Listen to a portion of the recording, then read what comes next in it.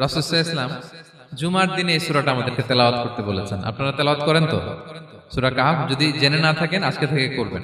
রাসূল সাল্লাল্লাহু আলাইহি ওয়াসাল্লাম বলেছেন যে জুমার দিনে যে এই সূরা কাহফ তেলাওয়াত করবে, মান ক্বারাআ সূরাতাল কাহফি ফি ইয়াউমিল জুমআতি আদাআ লাহু মিনান নূরি মা বাইনাল জুমআতাইন। দুই জুমার মাঝখানে আল্লাহ তাআলা এই জুমার সময়টাকে তার জন্য আলোকিত করে দেয়। কি করে দেয়? আলোকিত করে দেয়। একটা নূর তার জন্য সেট করে, এই নূর তাকে হেদায়েতের পথে অবশিষ্ট রাখে। এটা হচ্ছে একটা। তাহলে জুমার দিন আমরা সূরা কাহফ তেলাওয়াত করব মনে করি, এটা সুন্নাহ। জুমার দিনের সুন্নাহগুলোর মধ্যে থেকে একটা সুন্নাহ হচ্ছে সূরা কাহফ তেলাওয়াত করা। আবার আরেকটা হাদিসে রাসূল সাল্লাল্লাহু আলাইহি ওয়াসাল্লাম বলেছেন, মান হাফিযা 10 আয়াতিন মিন আউয়ালি সূরাতিল কাহফি উসিমা মিন ফিতনাতিদ দাজ্জাল। যে ব্যক্তি সূরা কাহফের প্রথম 10 আয়াত মুখস্থ করবে সে দাজ্জালের ফিতনা থেকে মুক্তি পাবে। দাজ্জালের নাম তো আপনারা শুনেছেন, ভয়ঙ্কর ডেঞ্জারাস একটা ক্যারেক্টার। পৃথিবীর শুরু থেকে শেষ পর্যন্ত এর চেয়ে বড় ফিতনা আসেনি, আসবেও না। দাজ্জালের ফিতনা, সে তার এক চোখ থাকবে, আরেক চোখ এরকম বন্ধ থাকবে, এখানে লেখা থাকবে কাফারা। কোনোভাবেই তাকে দমানো যাবে না, হত্যা করা যাবে না। আল্লাহ নবী ঈসা আলাইহিস সালাম তাকে হত্যা করবেন। তো যে ব্যক্তি সূরা কাহফ তেলাওয়াত করবে, সূরা কাহফের প্রথম 10 আয়াত বিশেষ করে মুখস্থ রাখবে, আল্লাহ তাআলা উসিমা মিন ফিতনাতিদ দাজ্জাল, দাজ্জালের ফিতনা থেকে তাকে বাঁচাবেন। তা আমরা দাজ্জালের ফিতনা থেকে বাঁচতে চাই কি চাই না? আমরা যেন সূরা কাহফের প্রথম 10 আয়াত মুখস্থ করি, সূরা কাহফ যেন জুমার দিন আমরা তেলাওয়াত করি। So now the question arises, what is the relationship of Suratul Kahf with Dajjal? দাজ্জালের সাথে সূরা কাহফের রিলেশনটার কারণ কি? একটা মেকানিজম তো এখানে আছে। এত সূরা থাকে, রাসূল সাল্লাল্লাহু আলাইহি ওয়াসাল্লাম কেন বলেন যে সূরা কাহফ পড়লে দাজ্জালের ফিতনা থেকে বাঁচবে? কারণটা কি? এর কারণ হচ্ছে দাজ্জাল আমাদেরকে যে সমস্ত জিনিস দিয়ে ফিতনায় ফেলবে, ওই ফিতনাগুলোর সলিউশন আল্লাহ তাআলা সূরা কাহফের ভিতরে রেখে দিয়েছেন। দাজ্জাল 4টা জিনিস দিয়ে আমাদেরকে ফিতনায় ফেলবে। দ্যাটস ট্রায়াল অফ ফেথ, এক নাম্বার। ঈমানের পরীক্ষা সে আমাদেরকে ফেলবে, আমাদের বিশ্বাস নিয়ে ছিনিমিনি খেলবে সে। এটার সলিউশন আছে সূরা কাহফ, আমি বলবো আস্তে আস্তে। 2 নম্বরে দাজ্জাল আমাদেরকে ফিতনায় ফেলবে, দ্য ট্রায়াল অফ ওয়েলথ, সম্পদ দিয়ে সে আমাদেরকে ফিতনায় ফেলবে। 3 number the trial of knowledge, জ্ঞান দিয়ে সে আমাদেরকে ফিতনায় ফেলবে। 4 number the trial of power, ক্ষমতা দিয়ে সে আমাদেরকে ফিতনায় ফেলবে। দাজ্জাল 4টা জিনিস দিয়ে আমাদেরকে পরীক্ষায় ফেলবে। কয়টা? 1 হচ্ছে ঈমানি পরীক্ষা, 2 হচ্ছে সম্পদ দিয়ে পরীক্ষা, 3 হচ্ছে জ্ঞান দিয়ে পরীক্ষা, 4 হচ্ছে ক্ষমতা দিয়ে পরীক্ষা। সে ঈমানের পরীক্ষায় আমাদেরকে ফেলবে। সে এসে বলবে আমি তোমার রব, এবং এটা প্রমাণ করার জন্য যা যা দরকার আল্লাহ তাআলা তাকে সব দিবেন। সে সব করতে পারবে। সে বলবে আমি তোমার রব। যদি বিশ্বাস না হয়, তোমার বাবাকে যদি জীবিত করে বিশ্বাস করবে? অনেকে বলবে হ্যাঁ আমার আব্বাকে জীবিত করে দেখান। তো তার বাবাকে ঠিকই সে জীবিত করে ফেলবে। আসলে শয়তান তার বাবার সূরত নিয়ে সামনে দাঁড়াবে। আরে তাই তো, এটাই তো আমার বাবা, এটাই তো আমার দাদা। মানুষ ফিতনায় পড়ে যাবে, ঈমানের ফিতনায়। সে ভাববে আসলে এটাই বোধহয় আমার রব, এবং তাকে এত ক্ষমতা দেয়া হবে, তার ডান দিকে থাকবে জান্নাত, বাঁ দিকে জাহান্নাম। তার কাছে আল্লাহ এটা দিবে। যে তার কথা শুনবে তাকে সে জান্নাতে ঢুকাবে, কিন্তু জান্নাতে ঢুকে সে জাহান্নামের শাস্তি ভোগ করবে। এটা তার বাইরের মানুষ বুঝবে না, অ্যাপারেন্টলি এটা জান্নাত। আর যে তাকে মানবে না তাকে সে জাহান্নামে ফেলবে, কিন্তু জাহান্নামে ঢুকলেও সে জান্নাতের নাজ নেয়ামত ভোগ করবে। তাহলে এই যে ঈমানের ফিতনায় সে ফেলে দিবে আমাদেরকে। তো ঈমান কি করে বাঁচাবো, এটা সলিউশন আমি শোনাবো আপনাদের। 2 নম্বরে সে আমাদেরকে সম্পদ দিয়ে ফিতনায় ফেলবে। যার যা লাগবে সে তাই দিতে পারবে, যা লাগবে। সে যদি আকাশকে বলে আকাশ বৃষ্টি দাও, যাকে তারা মানবে ওই এলাকায় বৃষ্টি হবে, সুজলা সুফলা শস্য শ্যামলা হবে সে সমস্ত এলাকা, ফল মূলে ভর্তি হবে, বরকত আর বরকত। আর যে এলাকার লোকেরা, জনপদের লোকেরা তাকে মানবে না, সে বলবে ওখানে বৃষ্টি হবে না, হবেও না। ওখানে খরা, দুর্ভিক্ষ, মাটি ফেটে চলছে, মানুষ না খেয়ে মরবে, মহামারী, দুর্ভিক্ষ দেখা দেবে। তখন বিশ্ববাসী মনে করবে এটাই বোধহয় আমাদের রব। তার মানে সম্পদ দিয়ে ফিতনায় ফেলে দিবে। 3 নম্বর হচ্ছে নলেজ, তার জ্ঞানের কাছে গোটা বিশ্ব হার মানবে। পূর্বের পরের যত জ্ঞান আছে সব আল্লাহ তাকে দিবে। ইলমুল আউয়ালিন ওয়াল আখিরিন, এমন কোন প্রশ্ন নেই যেটা দিয়ে তাকে আটকানো যায়। যাই জিজ্ঞেস করবেন সব জানতা, সব বলে দেয়। ভবিষ্যৎবাণী বলে দিবে, বলবে আগামীকাল ওইখানে অমুক দেশে বোমা বিস্ফোরণ হবে, হবে ওইখানে, ওখানে দুর্ভিক্ষ হবে, হবে ভূমিকম্প হবে, হবে। সে যা বলবে তাই হবে। তার জ্ঞানের এই বহর দেখে মানুষ ফিতনায় পড়ে যাবে। 4 নম্বর হচ্ছে দ্য ট্রায়াল অফ পাওয়ার, ক্ষমতা। তার ক্ষমতার সামনে সবকিছু একেবারে ছিন্ন বিচ্ছিন্ন হয়ে যাবে, এত ক্ষমতা হবে তার। সে যেমনটি বলবে তেমনটি করতে হবে, বাতাসের চেয়ে দ্রুত বেগে সে এক দেশ থেকে আরেক দেশে চলে যাবে। তো তার এই সমস্ত অলৌকিক ক্ষমতা দেখে মানুষ ফিতনায় পড়ে যাবে। এবং এই ফিতনা, এই পরীক্ষার মুহূর্তগুলোতে মানুষ কিভাবে নিজেকে ধরে রাখবে তার সলিউশন আল্লাহ তাআলা সূরা কাহফে দিয়েছেন। এই 4টা ফিতনা থেকে বাঁচার জন্য আল্লাহ সূরা কাহফে 4টা ঘটনা উল্লেখ করেছেন। কয়টা? 1 নাম্বার হচ্ছে আসহাবে কাহফ, যুবকদের ঘটনা, 7 জন যুবকদের ঘটনা। ঈমান কি করে বাঁচাবেন, সলিউশন ওখানে। সম্পদের ফিতনা থেকে কিভাবে নিজেকে বাঁচাবেন, এজন্য একজন বাগানওয়ালার ঘটনা আল্লাহ সেখানে বলেছেন। জ্ঞানের ফিতনা থেকে কি করে বাঁচবেন, এজন্য আল্লাহ তাআলা মূসা আলাইহিস সালাম এবং খিজির আলাইহিস সালামের ঘটনা সেখানে উল্লেখ করেছেন। আর ক্ষমতার ফিতনা থেকে কি করে বাঁচবেন এটা বোঝানোর জন্য আল্লাহ তাআলা যুলকারনাইনের ঘটনা উল্লেখ করেছেন। 4টা ফিতনা থেকে বাঁচার জন্য কয়টা ঘটনা? 4টা ঘটনা। আমরা তাহলে একটা একটা করে ঘটনা শুনি, আমরা একটু উদ্ধার করার চেষ্টা করি যে কি কি সলিউশন আল্লাহ তাআলা আমাদের বাতলে দিলেন। 1 নম্বর হচ্ছে আসহাবে কাহফের ঘটনা। এটা 250 খ্রিস্টাব্দের সময়কালে রোমান সাম্রাজ্যের একজন বাদশা ছিল, নাম দাকিয়ানুস। প্রতাপশালী বাদশা, পৌত্তলিক, মূর্তির পূজা করে। ঈসা আলাইহিস সালাম বিদায় নিয়েছেন, 250 বছর হলো। তো সব নবীর ধর্মই কিন্তু ইসলাম, যদিও আমরা নাসারা বলি, ইহুদি বলি, সব নবীদের ধর্মই কি ইসলাম। তো তিনি ছিলেন পৌত্তলিক, মূর্তির পূজা করত। আর তার এলাকায় কেউ যদি ঈসা আলাইহিস সালামের নাম নিত, আখিরাতে বিশ্বাস করত, আল্লাহ বিশ্বাস করত, তাদেরকে তারা পাথর মেরে হত্যা করত। এজন্য ভয়ে কেউ ঈসাই ধর্মে ঈমান আনতো না, মানে ইসলামে ঈমান আনতো না। এই রাজার ভয়ে সবাই মূর্তির পূজা করত। কিন্তু 7 জন যুবক ছিল, তারা স্রোতে গা ভাসিয়ে দেয়নি, স্রোতের বিপরীতে তারা ঈমান নিয়ে দাঁড়িয়েছে। তারা ঈসা আলাইহিস সালামের রেখে যাওয়া সত্য ধর্মের উপর ঈমান এনেছিল, আখিরাতে তারা বিশ্বাস করত। তো এই 7 জন যুবকের কথা ছড়াতে ছড়াতে রাজা দাকিয়ানুসের কাছে চলে যায়। উনি তো রেগে মেগে আগুন, ডেকে পাঠালো 7 জনকে। তাদেরকে জিজ্ঞেস করলো, তোমরা কাকে মানো? বলতেছে এক আল্লাহকে মানি। সাহসী, খুবই সাহসী।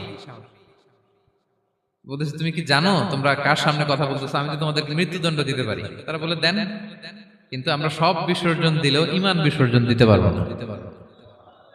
সুবহানাল্লাহ। তিনি বললেন, তোমরা যুবক মানুষ, রক্ত গরম, আবেগে কথা বলতেছো, 3 দিন সময় দিলাম, যাও ঈসার নাম ভুলে যাও, আখিরাত ভুলে যাও, আল্লাহর নাম ভুলে যাও। 3 দিন পরে তোমাদেরকে আবার ইন্টারভিউ নেব। ওই দিন যদি একই কথা বলো, পাথর মেরে 7 জনকে দুনিয়া থেকে উড়িয়ে দেব। তারা চলে গেল। এবার 7 বন্ধু মিলে পরামর্শ করতে লাগলো, কি করতে পারি আমরা, এই গুণে ধরা সমাজকে আমরা কিভাবে বাঁচাবো, এই পৌত্তলিকতার ছোবল থেকে এই ইফসিস নগরীকে বাঁচাবো কি করে। নগরীটার নাম ছিল ইফসিস নগরী। বর্তমানে এটা তুরস্কের ইজমির শহরে অবস্থিত। এখনো জায়গাটা প্রত্নতাত্ত্বিকদের ওই ইয়েতে এটা সংরক্ষিত, এখনো টুরিস্টরা যায়। তো তারা বলল, আমরা ঈমান বিসর্জন দিব না, যদি আমরা ওদের কথা মেনে নেই আমরা তো মুশরিক হয়ে গেলাম। চলো আমরা এক কাজ করি, আমরা এলাকা ছেড়ে দিই। এই 7 যুবক আল্লাহর উপর ভরসা করে তারা বাড়ি ঘর, আত্মীয় স্বজন সব ছেড়ে দিয়ে, লোকালয় ছেড়ে দূরে একটা পাহাড়ের ভেতরে আশ্রয় নিল। পাহাড়ের ভেতরে একটা গুহা ছিল, এই গুহাকেই আরবিতে বলে আল কাহাফ। কি বলে? এই সূরার নাম কি? সূরাতুল কাহাফ। তো তাদের সাথে সাথে একটা কুকুরও যাচ্ছিল। তারা বারবার তাড়িয়ে দেওয়ার চেষ্টা করতেছিল কুকুরটাকে, যাতে না যায়, কিন্তু কুকুর শুধু কান্না করে তাদের সাথে যাওয়ার জন্য, ঘেউ ঘেউ করতেছিল। এই কুকুরটাকেও সাথে নিল। ভালো মানুষদের সাথে থাকলে কি হয় দেখেন, এই কুকুরের কথা, যেহেতু 7 জন ইমানদারের সাথে একটা কুকুর ছিল, এই কুকুরের কথা আল্লাহ সূরাতুল কাহাফে উল্লেখ করে দিয়েছে। ওয়া কালবুহুম বাসিতুন যিরাআইহি বিল ওয়াসি। তো তারা ভিতরে গেল, যে প্রচন্ড ক্লান্ত, তারা ঘুমিয়ে পড়ল। কি করলো? এই এক ঘুমে আল্লাহ 309 বছর কাটায় দিলেন। কয়শো 9 বছর? 9 বছর ঘুম, সব ঘুম, প্রচন্ড ঘুম, ঘুম যেন আর কাটে না। 309 বছর পরে এরা জাগলো। এখন খুব ক্ষুধা, ঘুমে আর মোর ভাঙতেছে। আর একজন জিজ্ঞেস করতেছে, কি লম্বা সময় ঘুম দিলাম কোথায় আমরা? একজন বলতেছে, হ্যাঁ মনে সারাদিনই ঘুমাইছি আমরা। আরেকজন বলতেছে না না সারাদিন না, দিনের কিছু অংশ হয়তো ঘুমাইছে। আসলে কয় বছর ঘুমাইছে? 309 বছর। তো এদিকে সভ্যতার তো চেঞ্জ এখানে। ওই দাকিয়ানুস মরে, এর ছেলে মরে, এর নাতি মরে, পুতি মরে, এখন 6ষ্ঠ নম্বর রাজা আসছে। প্রজন্মের পর প্রজন্ম তো শেষ। 309 বছরে কমপক্ষে 4-5টা জেনারেশন চেঞ্জ হবে। তো জেনারেশন চেঞ্জ হয়ে, এলাকা চেঞ্জ হয়ে, তারা যে স্বপ্ন দেখেছিল এই ইফসিস নগরীতে কালিমার পতাকা উঠবে, তাদের স্বপ্ন আল্লাহ বাস্তবায়ন করেছেন। 309 বছরের ব্যবধানে এই এলাকার সবাই মুসলিম হয়ে গেছে। আল্লাহ চাইছিলেন ওদেরকে দেখাবে এটা, যে স্বপ্নটা যে বাস্তবায়ন হয়েছে এটা দেখাবে। তো ঘুম থেকে উঠছে, একজনকে তারা বললো যে লুকায় লুকায় চাদর মুড়ি দিয়ে কিছু রুটি নিয়ে আসো বাজার থেকে, যাতে তোমাকে না চিনে। চাদর মুড়ি দিয়ে যাও। কিছু পয়সা ছিল, মুদ্রা দিয়ে দিছে। তো সে যে যখন দোকানদারের কাছ থেকে রুটি নিছে আর মুদ্রা দিছে, দোকানদার বলে এই মুদ্রা কোত্থেকে আসলো? 309 বছর আগে মালয়েশিয়াতে রিঙ্গিট ছিল কিনা জানি না, যেভাবে ওরা ট্রানজাকশন করতে পারে যেটা ছিল, ওইটা যদি এখন কেউ দেয়, রাজধানী বিলাসে খাবার পাওয়া যাবে? হ্যাঁ। তো রুটিওয়ালা বলে তুমি বর্তমান সময়ের মুদ্রা দাও, এটা দিচ্ছ কেন? বলতেছে এটা তো বর্তমান সময়ের মুদ্রা। বলতেছে এই যে মুদ্রার মধ্যে দেখো কোন সালের সিল দেওয়া, এটা তো শত শত বছর আগে। বলতেছে কি বলে শত বছর আগে? আমি তো আজকে সকালেই বাজার করলাম, ওই বাজার করে যে টাকাগুলো ছিল ওইটাই তো পকেটে। বলতেছে বলে কি? নিশ্চয়ই তুমি গুপ্তধনের সন্ধান পেয়েছো, হিডেন ট্রেজার। বলো, মানে তার সাথে এদের কথাবার্তা কিছু মিলতেছে না। পরে তাকে ধরে ওই সময়কার রাজার কাছে নিয়ে গেছে। ওই রাজা আবার মুসলিম, সবাই মুসলিম তখন। সে যা বলে এরাও কেউ বিশ্বাস করে না, এরাও যা বলে এও বিশ্বাস করে না। আর এলাকা এর বাড়ি ঘর আসবে কোত্থেকে? এর নাতি পুতি যা আছে 5-6 পুরুষ তো মরে সবাই কবরে। তখন তার কথা শুনে সবাই অবাক। তো এটা মিলানোর জন্য তারা 309 বছর আগের দাকিয়ানুস বাদশার সরকারি যে নথিপত্র, ওই পুরাতন ছিঁড়া নথিপত্র তারা বের করলো। বের করে দেখে ঠিকই দাকিয়ানুস নামে এক বাদশা ছিল, আর অনেক শত শত বছর আগে মোস্ট ওয়ান্টেড 7 জন যুবক ছিল, যাদের ব্যাপারে এক্সিকিউশনের অর্ডার ছিল। এখন দেখে তারা অবাক। লম্বা ঘটনা আমি খুব শর্ট করে বলতেছি। পরে সবাই মিলে তাকে সহ ওই গুহায় গেল। গুহায় যাওয়ার পরে সে বাকিদেরকে ডাকতে গুহার ভিতরে ঢুকলো। আল্লাহ তাআলা 7 জনকে ওইখানে মৃত্যু দিয়ে দিলেন। চিরকালের জন্য এই 7 জন ঘুমায় পড়ল। আর এলাকাবাসী রাজা সহ ওইখানে তারা একটা মসজিদ নির্মাণ করলো। This is the story of আসহাবে কাহাফ। তো এলাকাবাসী যদিও মুসলিম হয়েছিল, কিন্তু আখিরাতের ব্যাপারে তাদের একটা সন্দেহ ছিল যে আসলে মানুষ মরার পরে কি আবার জীবিত হবে? মৃত্যুবরণ করার পরে আবার মানুষ জীবিত হবে? তাদের মনের মধ্যে একটা সন্দেহ ছিল যে আসলে মারা গেলে মানুষ আবার উঠতে পারে। তাদের এই সন্দেহ দূর করার জন্য আল্লাহ তাআলা এই 7 জনকে 309 বছর ঘুম পাড়িয়ে আবার জীবিত করলেন। সুবহানাল্লাহ বিহামদিহি। তাহলে ঈমান কিভাবে বাঁচাতে হয়, এটার প্রেরণা আমরা এই 7 যুবকের কাছ থেকে পাই। এখানে যেটা আমরা শিখি প্রিয় ভাইরা, 1 নম্বর লেসন হচ্ছে আমাদের গুড কোম্পানি লাগবে, রাইটাস পিপল, মানে আমাদের সার্কেলটা ভালো হইতে হবে। তাদের 7 জনের সার্কেলটা খুব ভালো ছিল, ফলে তারা বিপথে যায় নাই এবং তারা এমন শক্ত সিদ্ধান্ত নিয়েছে যে আল্লাহ তাআলা সেটাতে বরকত দিয়েছেন, গোটা সমাজকে আল্লাহ তাআলা চেঞ্জ করে দিয়েছেন। এটা হচ্ছে 1 নম্বর লেসন। আপনি ঈমান বাঁচাতে হলে আপনার সার্কেল ভালো লাগবে। খুঁজবেন যে এলাকায় যাবেন ওখানে নামাজি সার্কেল কারা আছে, ওখানে জ্ঞানী গুণী সার্কেল কারা আছে, ওখানে ভালো কাজ করতে চায়, একে অপরকে সহযোগিতা করে, কল্যাণের পথের যাত্রী কারা আছে খুঁজতে হবে আপনাকে। খুঁজে ওই সার্কেলে আপনি যুক্ত হবে, তাইলে ঈমান বাঁচানো যাবে। ক্লিয়ার? 2 নাম্বার হচ্ছে the conflict between believers and disbelievers it's universal. সত্য মিথ্যার লড়াই এটা চিরন্তন, আজীবন থাকবে। এটা ওনাদেরও ছিল, এখনো আমাদের লড়াই করে যেতে হচ্ছে, আমাদের ভবিষ্যৎ প্রজন্মও করবে। এই লড়াইটা আমরা করে যেতে চাই। কি বলেন? হ্যাঁ, থামা যাবে না? আমরা থামতে আসিনি, আমরা এই লড়াইটা করে যাব। আমরা সত্যের কথা বলেই যাব ইনশাআল্লাহ। বলেন। 3 নাম্বার হচ্ছে যে লেসনটা আমরা পাই, অনেকগুলো লেসন, আমি খুব প্রেসাইজলি বলতেছি। যুবকরা চাইলে একটা সমাজকে পাল্টে দিতে পারে। এই পৃথিবীতে যত বড় বড় বিপ্লব হয়েছে এগুলো যুবকরা এনেছে। তারা হচ্ছে সভ্যতা গড়ার কারিগর। আসহাবে কাহাফ আমাদের এই সময়ের নওজওয়ানদের জন্য প্রেরণা।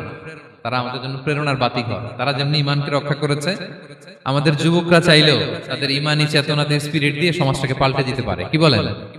এখানে বেশিরভাগই তো যুবক। হ্যাঁ, গুড সার্কেলে থাকবেন তো আপনারা? সত্যের পক্ষে সবাই থাকবেন তো?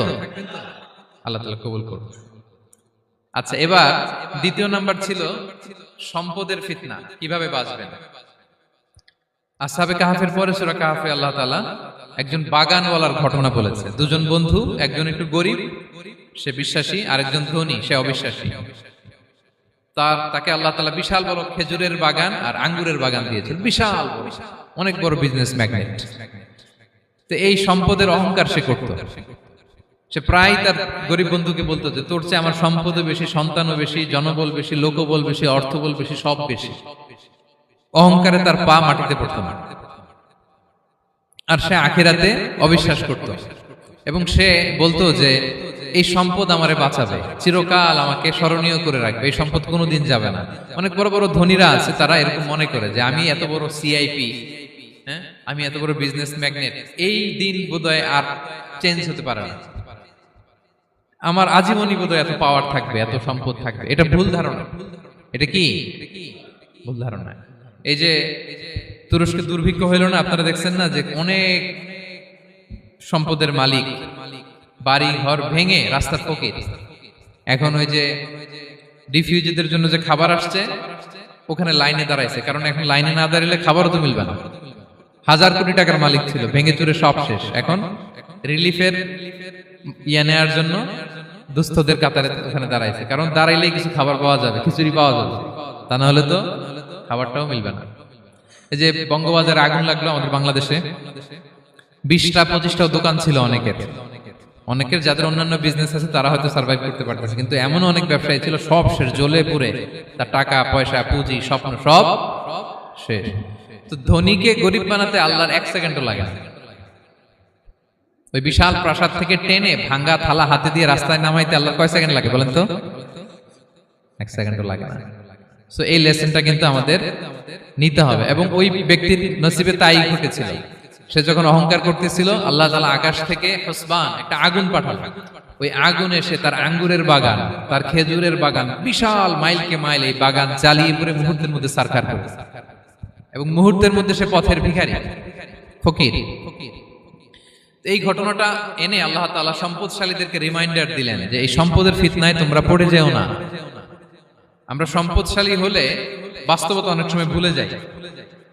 সূরাতুল হুমাযাতে আল্লাহ তাআলা বলেন, ইয়াহসাবু আন্না মালাহু আখলাদা। সম্পদশালীরা মনে করে এই সম্পদ আমাকে চিরকাল বাঁচিয়ে রাখবে, চিরকাল বোধহয় এই সম্পদ আমার হাতে থাকবে। না, এটা হাতের ময়লা, আজ আছে কাল নাই, যে কোনো সময় চলে যেতে পারে। এটা হচ্ছে ম্যাটেরিয়ালিস্টিক আউটলুক, বস্তুবাদী চিন্তা থেকে এই আমাদের ধনী ভাইদের এই সমস্যাটা হয়।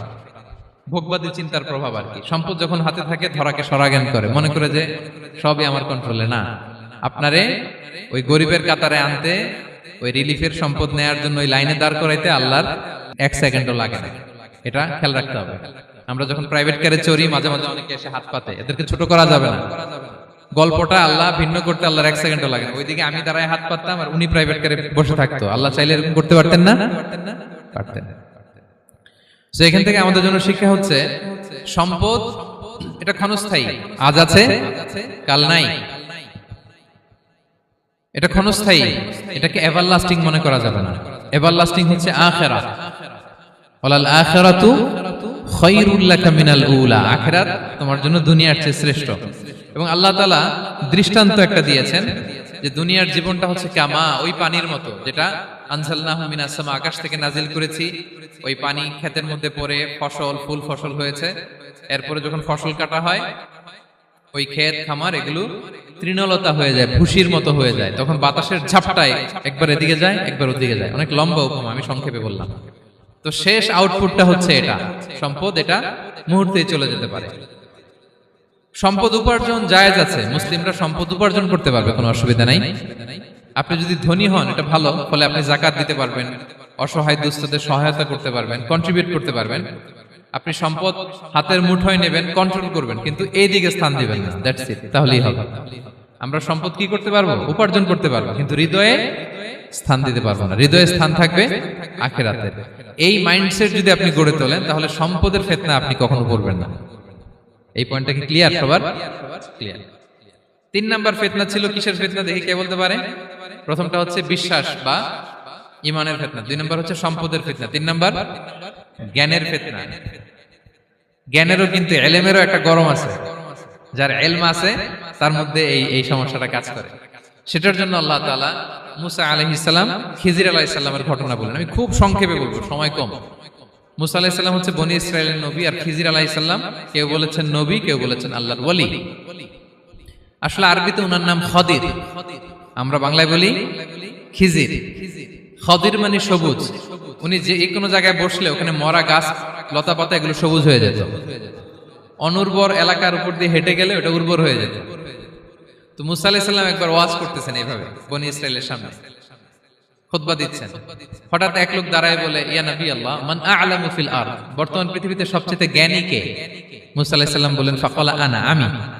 কি বললেন?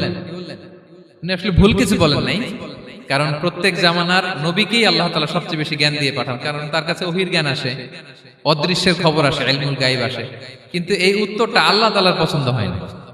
আল্লাহ তাআলা চাচ্ছিলেন মুসা যদি বলতো আল্লাহ তাআলাই জানে কে জ্ঞানী বা আল্লাহই সবচেয়ে জ্ঞানী, এরকম হলে ভালো হতো। কিন্তু মুসা আলাইহিস সালাম কি বলছে? আমি। একজন প্রশ্ন করলো সবচেয়ে বড় জ্ঞানী কে? উনি কি বললেন? আমি। এই যে আমি এটাতে ঝামেলা আছে। আমি বড়, আমি জানি, আমি সব, দিস ইজ প্রবলেমেটিক। আল্লাহ এটা পছন্দ করলেন না। আল্লাহ তাআলা মুসা আলাইহিস সালামকে বললেন, মুসা তুমি যে বলছো তুমি জ্ঞানী, না তুমি জ্ঞানী না, তোমার চেয়ে বড় জ্ঞানী আছে। মুসা আলাইহিস সালাম বলে, তাই নাকি? আমার চেয়ে বড় জ্ঞানী কে? তো আল্লাহ তাআলা বললেন, ইযহাব ইলা মাজমাইল বাহরাইন, 2 সাগর বা 2 নদীর মিলনস্থলে যাও, ওখানে আমার এক বান্দা আছে তোমার চেয়েও জ্ঞানী। মুসা আলাইহিস সালাম বললেন, তাই নাকি? তো আল্লাহ, আমি কিভাবে চিনি উনি কোথায় থাকে, কিভাবে বুঝবো? আল্লাহ বললেন, একটা বড় মাছ নাও, এটাকে ফ্রাই করো, এটাকে ফ্রাই করে একটা ঝুড়ির ভেতরে নাও, যেখানে এই মাছটা সাগরে ঢুকে যাবে ওখানে আমার বান্দাকে পাবে। তো উনি ওনার সহযোগী ইউশা ইবনে নুনকে নিয়ে হাঁটতে লাগলেন।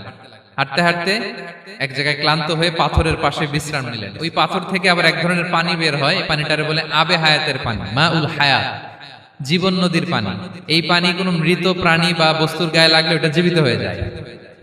তো ওনারা পাথরে হেলান দিয়ে বিশ্রাম নিচ্ছিলেন। ওই পানি ওই ফ্রাই করা মাছের গায়ে লাগার সাথে সাথে মাছ জীবিত হয়ে ঝুড়ি থেকে বের হয়ে সাগরে ঢুকে গেছে।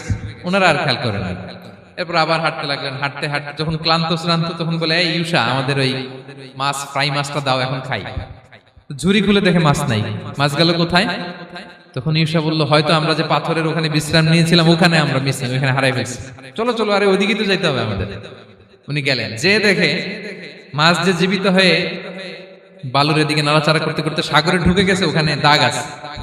মুসা আলাইহিস সালাম ঢুকলেন সুরঙ্গ, ঢুকে দেখে চাদর গায়ে দিয়ে এক লোক শুয়ে আছে।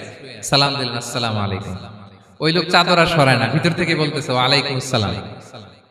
তো চাদরের ভিতর থেকে উনি বলে, মান আন, তুমি কে? মুসা আলাইহিস সালাম বললেন, আনা মুসা, আমি মুসা। উনি বলেন, মুসা বনি ইসরাইল, বনি ইসরাইলের মুসা? বললেন, হ্যাঁ। কেন এসেছো? এবার চাদর খুললেন। বলতেছে, আপনার কাছ থেকে কিছু শিখতে আসছি। আল্লাহ বলছে, আপনি নাকি সবচেয়ে বড় জ্ঞানী। আমি ভুল করে বলে ফেলছিলাম আমি। আল্লাহ বলছেন যে আপনি নাকি জ্ঞানী। বলতেছে, না, তুমি আমার জ্ঞান নিতে পারবে না, ওই ধৈর্য শক্তি তোমার নাই। মুসা আলাইহিস সালাম বললেন যে, আপনি যে কোনো শর্তে আমাকে একটু রাখেন কয়েকদিন, আপনার সাথে আমি রাজি। বললেন, না, তুমি পারবে না। মুসা আলাইহিস সালাম জোর করতে লাগলেন। অবশেষে খিদির আলাইহিস সালাম রাজি হলেন। বললেন, শর্ত হচ্ছে আমি যাই করি আর না করি আমাকে কোনো প্রশ্ন করা যাবে না। মুসা আলাইহিস সালাম বললেন, ওকে। সফর শুরু হলো। সামনে নদী, এক লোক তাদের নৌকা দিয়ে নদী পার করাই দিল। নদী পারাপারের পর খিজির আলাইহিস সালাম লাঠি দিয়ে নৌকার তলাটা ছিদ্র করে দিলেন। মুসা আলাইহিস সালাম বললেন, ইন্না লিল্লাহি, এটা আপনি কি করলেন? ওরা আমাদেরকে নদী পার করে দিল, আর যে ভাড়াটা আসছিল এটাও নিল না, আমাদেরকে সম্মান দেখলো, আপনি নৌকা ছিদ্র করে দিলেন। খিজির আলাইহিস সালাম বলছে, এই যে আমি বলছিলাম না তুমি ধৈর্য ধারণ করতে পারবে না, যাও, তোমার রাস্তায় তুমি, আমার রাস্তায় আমি। মুসা আলাইহিস সালাম আবার ক্ষমা চাচ্ছেন যে আপনি আমার ক্ষমা করেন, আমি তো ভুলে গেছি, আর প্রশ্ন করবেন না। চলতে লাগলেন। হঠাৎ বাচ্চারা খেলতেছে, এক বাচ্চাকে ধরে হত্যা করলেন খিজির আলাইহিস সালাম। এবার তো মুসা আলাইহিস সালাম রেগে গেছে, আপনি করলেনটা কি? নিষ্পাপ ফুলের মতো শিশুকে হত্যা করলেন। খিজির আলাইহিস সালাম বলে, এই যে আমি জানতাম যে তুমি ধৈর্য ধারণ করতে পারবে না, তোমার রাস্তা এক, আমার রাস্তা এক, যাও। এবার মুসা আলাইহিস সালাম করজোর করতেছে যে this is the last chance, একটা ফাইনাল চান্স দেন, একটা সুযোগ দেন, আর আমি প্রশ্ন করব না, এটাই লাস্ট। বলেন, ওকে, ঠিক আছে। হাঁটতে হাঁটতে এক ইহুদি বসতির সামনে যে হাজির, দুজনই খুব ক্ষুধার্ত, খাবার চাইলো, এরা আবার কৃপণ, খাবার দিল না। তো খিজির আলাইহিস সালাম বললেন ঠিক আছে, খাবার যেটা দিচ্ছেন আমরা চলে যাই। যাওয়ার পথে দেখতেছে এই এলাকার একটা দেয়াল ভেঙে পড়ে যাবে। তিনি বললেন মুসা চলো এটা ঠিক করে দেই। দুইজন মিলে প্রচন্ড ক্ষুধায় এটা সেটা এনে দেয়ালটা তৈরি করতেছে। মুসা আলাইহিস সালাম তো এমনিই রাগী, পেটে আবার ক্ষুধা, আবার বলছে কিছু বলাও যাবে না। তিনি এবার আর প্রশ্ন করেন, বলতেছে ওরা এত কিপটামি করলো আর আপনি এটা করে দিলেন, আপনি তো চাইলে এটা টাকা নিতে পারতেন, পারিশ্রমিক নিতে পারতেন চাইলে। এই কথা বলার পর খিজির আলাইহিস সালাম বললেন হাযা ফিরাকু বাইনি ওয়া বাইনি, এখানেই তোমার আর আমার সেপারেশন, আর সামনে আগানো যাবে না, তোমার কোনো ধৈর্যই নাই। তো এতটুকু তোমাকে আমি বলি যে আমি একটাও আল্লাহর আদেশ ছাড়া করি নাই, আল্লাহর আদেশে আমি করেছি। কি? এক নম্বর হচ্ছে ওই যে আমাদের ভাড়া নিতে চাইলো না, আমাদেরকে পার করে দিল, নৌকাটা ছিদ্র করেছি কারণ এই এলাকায় একজন জালিম বাদশা আছে, সে নৌকা পেলেই গরিব মাঝিদের নৌকা সিজ করে নিয়ে যায়। তো এটাকে যখন তলায় ছিদ্র করে দিছি, এই রাজার লোকেরা এসে দেখবে যে এটা তলা ছিদ্র, তো পানি ঢুকতেছে, এটা আর নিবে না, ওরা পরে সামহাও এটা রিপেয়ার করে চালাইতে পারবে। মুসা আলাইহিস সালাম বলে সুবহানাল্লাহ, তাই তো, এটা তো আমি বুঝতে পারি নাই। আর ওই ছোট শিশুটাকে হত্যা করছি, ও অনেক বড় জালিম হবে এলাকা, তার ফিতনায় এলাকাবাসী তটস্থ থাকবে, সে তার মা বাবাকেও জাহান্নামে নেবে, এজন্য আল্লাহ তাআলা আদেশ দিয়েছেন আমাকে, আল্লাহর আদেশে আমি তাকে হত্যা করেছি। মুসা আলাইহিস সালাম বললেন তাই তো, এটা তো অনেক ভালো কাজ করছেন। তাইলে তো বলতেছে তাহলে ওইটা বলেন, খাবারও দিল না, এত কৃপণ, এদের দেয়াল কেন ঠিক করতে গেলেন আপনি?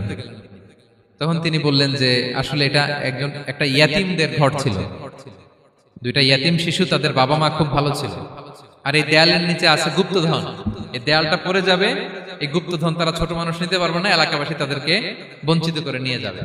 আমি দেয়াল গড়ে দিলাম যাতে করে তারা যখন প্রাপ্তবয়স্ক হয় নিজেদের সম্পদ নিজেরা বুঝে নিতে পারে। সুবহানাল্লাহ ওয়া বিহামদি। মুসা আলাইহিস সালাম বলে তাই তো, এগুলো তো আমি বুঝতে পারি নাই। তো এই ছিল খুব সংক্ষিপ্ত পরিসরে মুসা আলাইহিস সালাম খিজির আলাইহিস সালামের ঘটনা। তো রাসূল সাল্লাল্লাহু আলাইহি ওয়াসাল্লাম বুখারীতে একটা চমৎকার কথা বলেছেন, তিনি বলেছিলেন ওয়াদিদনা আন্না মুসা সাবার হাত্তা ইউকাসা আলাইনা মিন আমরিহিম। রাসূল সাল্লাল্লাহু আলাইহি ওয়াসাল্লাম বলেছিলেন ইস, আমার ভাই মুসা যদি আরেকটু ধৈর্য ধরতো তাহলে আরো কিছু অজানা তথ্য আমরা জানতে পারতাম। এখান থেকে, এই ঘটনা থেকে আমরা কি শিখলাম?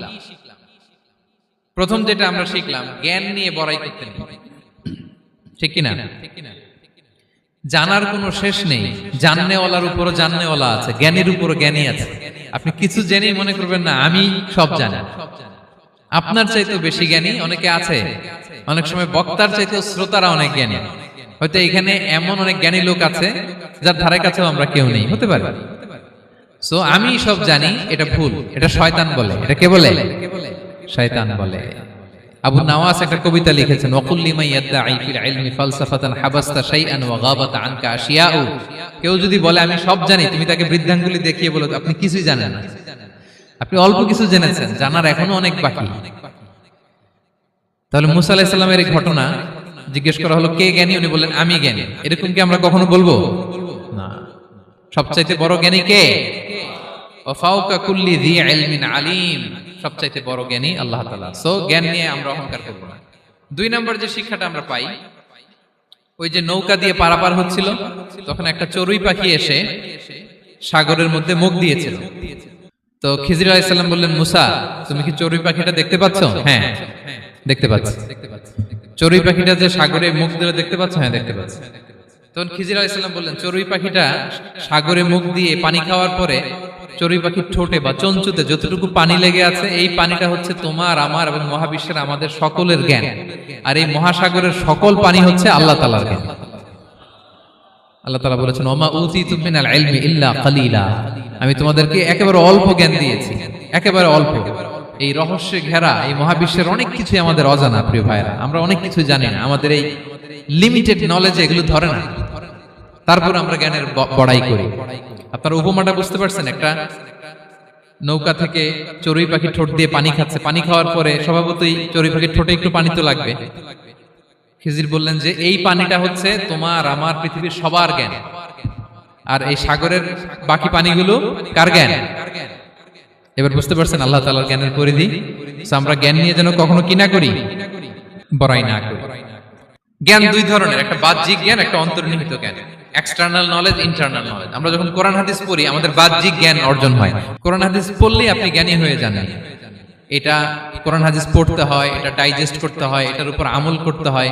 এই জ্ঞান অর্জন শেষে এরপরে আল্লাহর প্রিয় বান্দাদেরকে আল্লাহ অন্তরে ইলমের নূর দেন, ইলহাম দেন। That is the knowledge, that is the pure knowledge.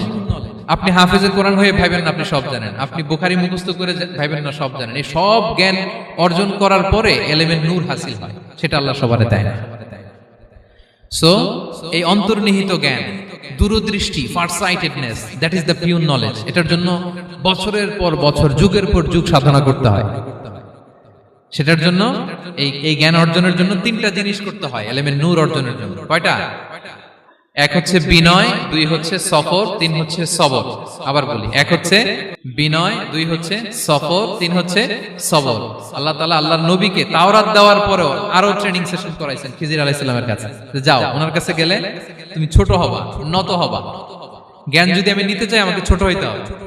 ধরেন একটা গ্লাস থেকে একটা খালি গ্লাসে পানি ঢালবো, তো যেটাতে নেওয়া হবে এটা উপরে থাকলে হবে? যে গ্লাসটার মধ্যে পানি আছে এটা উপরে থাকবে, ওইটা ব্ল্যাঙ্ক গ্লাসের মধ্যে পড়বে। আপনি নলেজ ইলম নিতে চাইলে আপনাকে নিচে থাকতে হবে, উনি উপরে থাকবেন। আপনার শায়েখ আপনাকে দিবে, আপনার উস্তাজ আপনাকে দিবে, আপনার মুর্শিদ আপনাকে দিবে। বুঝতে পেরেছেন? তাহলে আমাদেরকে হাম্বলনেস লাগবে। শিখতে হইলে হাম্বল হইতে হয়, বিনয়ী হইতে হয়। আচ্ছা, দুই নাম্বার সফর করতে হয়। এটা আল্লাহ মুসা আলাইহিস সালামকে দিয়ে করাইছেন, যাও পিছে পিছে উস্তাদের পিছে পিছে ঘুরো। তো এজন্য সফর করতে হয়। এখন ঘরে বসে অনেক কিছু জানা গেল, উস্তাদের সান্নিধ্য লাগে, সফর করতে হয়। আমাদের ক্লাসিক আলেমরা হাদিস কালেকশনের জন্য শহরকে শহর সফর করতেন। এখন আমাদের আলেমরা দেওবন্দে যায়, মিশরে যায়, মদিনায় যায়। এখানকার মালয়েশিয়ান স্টুডেন্টরা দেশে বিদেশে যে নলেজ অর্জন করে। সফর আপনাকে লাগবে। তাহলে বিনয়, সফর, তিন নম্বরে কি? সবর। ধৈর্যশীল হইতে হবে। দেখেন মুসা আলাইহিস সালাম বারবার প্রশ্ন করে ফেলতেছেন, বারবার ওয়াদা ভঙ্গ করতেছেন। এরকম করলে হবে না, ধৈর্য লাগবে। ধৈর্যের বলে বলিয়ান হলে তখনই আপনার মধ্যে ইলম আসবে। তাহলে জ্ঞানের ফিতনায় পড়ার আর আমাদের কোনো সম্ভাবনা আছে? আমরা বিনয়ী হব, আমরা জ্ঞান আল্লাহর দিকে ফিরাই দেব। আমরা বলবো উনি সবচেয়ে ভালো জানেন। পারা যাবে তো ইনশাআল্লাহ? আচ্ছা, আমি একেবারে শেষ পর্যায়ে চলে আসছি, 2 মিনিটের মধ্যে শেষ করে দিচ্ছি। 3 নাম্বার ছিল কিসের ফিতনা? 4 নাম্বার ক্ষমতার ফিতনা। এই ফিতনা থেকে বাঁচার জন্য সর্বশেষ আল্লাহ তাআলা যুলকারনাইনের ঘটনা বলেছেন। অনেক বড় বাদশা ছিলেন। পৃথিবীতে 4 জন বাদশা গোটা বিশ্ব শাসন করেছেন। 2 জন কাফির, 2 জন মুমিন। কাফির একজন হচ্ছে নমরুদ, যিনি ইব্রাহিম আলাইহিস সালামকে আগুনে ফেলেছিলেন। আরেকজন হচ্ছে বখতে নাসার, যাকে ইংরেজিতে বলে নেবুচারনেজার দ্য সেকেন্ড, দ্বিতীয় নেবুচারনেজার। তারা কোনো নির্দিষ্ট এরিয়ার বাউন্ডারির বাদশা না, গোটা বিশ্বের বাদশা ছিলেন। এই 2 জন কাফির। আর 2 জন বাদশা ছিলেন গোটা বিশ্বকে শাসন করেছেন, তারা ছিলেন মুমিন। একজন হচ্ছে সুলাইমান আলাইহিস সালাম, আল্লাহর নবী। আরেকজন হচ্ছে যুলকারনাইন, গোটা বিশ্ব শাসন করেছেন। প্রাচ্য থেকে পাশ্চাত্য সব জায়গায় তিনি গিয়েছেন, ইসলামের বাণী প্রচার করেছেন, জালিমদেরকে শায়েস্তা করেছেন। তো এরকম দিক বিদিক তিনি জয় করতেছিলেন। অনেকে যুলকারনাইনকে আলেকজান্ডার দ্য গ্রেটের সাথে গুলিয়ে ফেলে না। ম্যাসিডোনিয়াতে যে আলেকজান্ডার দ্য গ্রেট ছিল, উনি আর যুলকারনাইন এক নন। যুলকারনাইন হচ্ছে আল্লাহ তাআলার প্রিয় একজন বান্দা, অনেক বড় সাহসী বীর পুরুষ ছিলেন, গোটা বিশ্বে ইসলাম প্রচার করেছেন। করতে করতে করতে করতে অনেক বড় ঘটনা, আমি সব শেষের ঘটনাটা বলি। উনি জর্জিয়া, বর্তমান যে জর্জিয়ার তিবলিসি এরিয়া, এখানে এসে একটা এলাকার সন্ধান পেলেন, যারা ওনাকে এসে বলল যে এখানে একটা জঙ্গলি গ্রুপ আছে যাদের নাম ইয়াজুজ মাজুজ, তারা এসে আমাদের উপর হামলা করে। হে যুলকারনাইন, আমরা আপনাকে ট্যাক্স কালেক্ট করে দিচ্ছি, আপনি তাদের মাঝে আর আমাদের মাঝে একটা প্রাচীর তৈরি করে দেন। আপনারা ইয়াজুজ মাজুজের নাম শুনেছেন না? ইংরেজিতে বলে গগ ম্যাগগ। নূহ আলাইহিস সালামের 4 সন্তান ছিল, হাম, সাম, ইয়াফাস, কানাআন।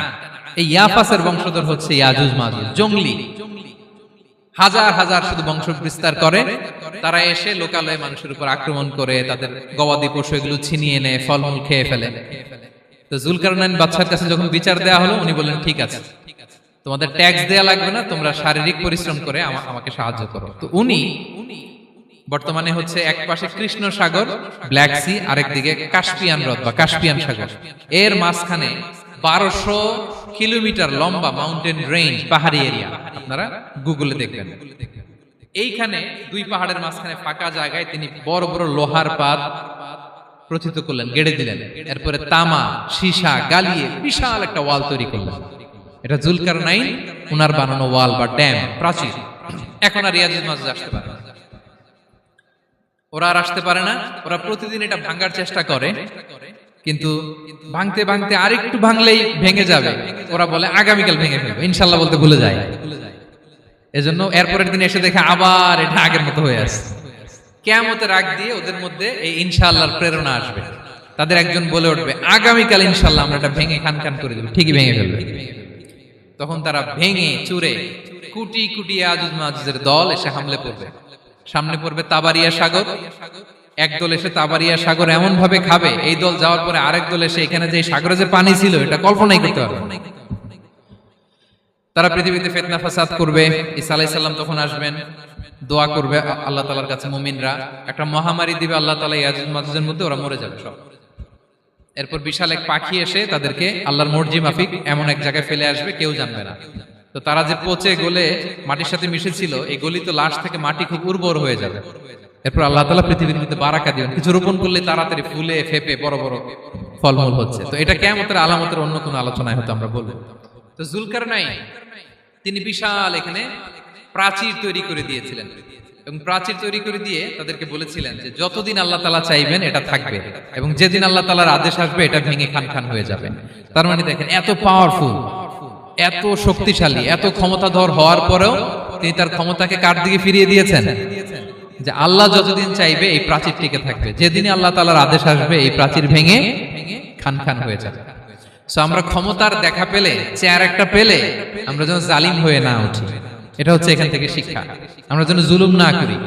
উনি সম্পদের মালিক ছিলেন, ক্ষমতার মালিক ছিলেন, কিন্তু উনি যে আল্লাহর বান্দা এটা ভুলে যান নাই। আমরা যখন ক্ষমতাশীল হই, আমরা যখন প্রধানমন্ত্রী হই, আমরা যখন প্রেসিডেন্ট হই, আমরা যখন পাওয়ারফুল হই, আমাদের সবচেয়ে বড় পরিচয় যে আমরা আব্দুল্লাহ, আল্লাহর গোলাম, এটা আমরা ভুলে যাই। আমাদের আসল পরিচয় কি? আমরা আল্লাহর গোলাম। আমরা যে আল্লাহর গোলাম, এই চিন্তাটা, এই সেন্সটা যদি আমাদের মাথায় থাকে, তাহলে ক্ষমতা আমাদেরকে দাম্ভিক বানাতে পারে না, আর ওই ক্ষমতা আমাদেরকে ফিতনায়ও ফেলবে না। তাহলে সম্মানিত সুধী, দাজ্জাল কয়টা জিনিস দিয়ে আমাদেরকে ফিতনায় ফেলবে? চারটা। দ্য ট্রায়াল অফ ফেইথ, ইমানের পরীক্ষা; দ্য ট্রায়াল অফ ওয়েলথ, সম্পদ দিয়ে পরীক্ষা; দ্য ট্রায়াল অফ নলেজ, জ্ঞানের পরীক্ষা; দ্য ট্রায়াল অফ পাওয়ার, ক্ষমতার পরীক্ষা। আর ইমানের পরীক্ষায় উত্তরণের জন্য আল্লাহ তাআলা আমাদেরকে এই সূরায় আসহাবে কাহফের ঘটনা শুনিয়েছেন, যে 7 জন যুবক তারা তাদের ইমানকে হেফাজত করেছিল। সম্পদের ফিতনা থেকে বাঁচানোর জন্য আল্লাহ তাআলা আমাদেরকে এক বাগানওয়ালার কাহিনী জানিয়েছেন, যে সম্পদ পেয়ে তোমরা দাম্ভিক হয়ে যাও না, এটা আজ আছে কাল থাকবে না। জ্ঞানের পরীক্ষা থেকে আমাদের মুক্তির জন্য আল্লাহ তাআলা অনেক বড় করে আল্লাহ নবী মুসা আলাইহিস সালাম এবং খিজির আলাইহিস সালামের ঘটনা শুনিয়েছেন, আমাদের বুঝিয়েছেন যে আমাদেরকে বিনয়ী হতে হবে, জ্ঞানের জন্য সফর করতে হবে এবং সবর করতে হবে। সবশেষে আল্লাহ তাআলা ক্ষমতার ফিতনা থেকে বাঁচানোর জন্য ক্ষমতাধর, আমরা তো একটা দেশের মালিক হই এখন, অমুক দেশের প্রেসিডেন্ট, অমুক দেশের প্রধানমন্ত্রী, উনি গোটা বিশ্বের প্রতাপশালী রাজা ছিলেন জুলকারনাইন। তারপরেও উনি যে আব্দুল্লাহ, উনি যে আল্লাহর গোলাম, এটা তিনি ভুলে যাননি। তাহলে এইভাবে যদি আমরা এই ফিতনাগুলো থেকে বাঁচার চেষ্টা করি, তাহলে এই ফিতনা থেকে আমরা বেঁচে থাকতে পারবো। এবং দাজ্জাল যদি এই মুহূর্তেও আসে, সে আমাদেরকে বিভ্রান্ত করতে পারবে না। পারবে? পারবে না ইনশাআল্লাহ। ইনশাআল্লাহ বলেন। আর ভবিষ্যতের সব কাজের আগে আমরা সবসময় কি বলবো? মনে থাকবে সবার? আল্লাহ তাআলা আমাদের সবাইকে কথাগুলো বোঝার ও আমল করার তৌফিক দান করুক। হাযা মা ইনদি ওয়াল ইলমু ইনদাল্লাহ আলাইহি তাওয়াক্কালতু ওয়া ইলাইহি উনীব। ওয়াসসালামু আলাইকুম ওয়া রাহমাতুল্লাহি তাআলা ওয়া বারাকাতুহু।